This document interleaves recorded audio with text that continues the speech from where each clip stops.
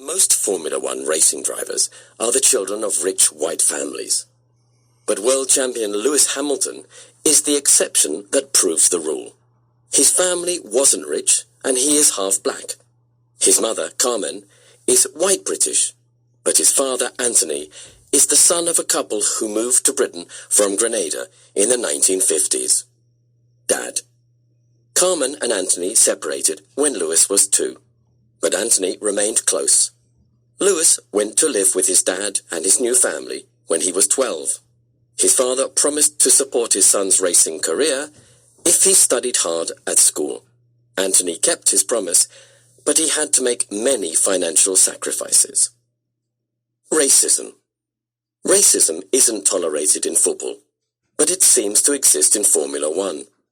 During the Spanish Grand Prix in 2008, Spanish fans insulted Lewis Hamilton, and some of them wore black face paint and black wigs.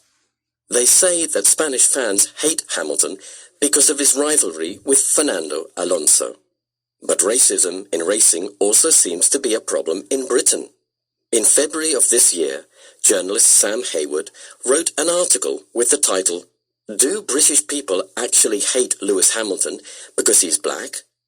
According to Hayward, Hamilton will never be a national hero. Your Majesty, Lewis Hamilton may not be a national hero, but he has had lunch with the Queen. Although on this occasion the problem was snobbery, or formality, rather than racism. Lewis was sitting on the Queen's left. He was excited, and he started talking to her. But she explained that during the first course of the meal, she had to talk to her guest of honor, who was on her right. The Queen talked to Hamilton during the second course.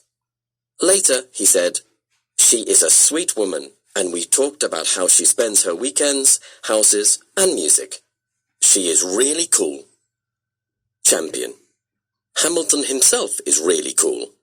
He is favourite to win the World Championship again this year, although his main rival is his Mercedes teammate, Nico Rosberg. His first World Championship was in 2008, at the age of 23, and he won again in 2014. He is the second youngest Formula One champion in history after the German driver Sebastian Vettel, who was also 23 when he won in 2010.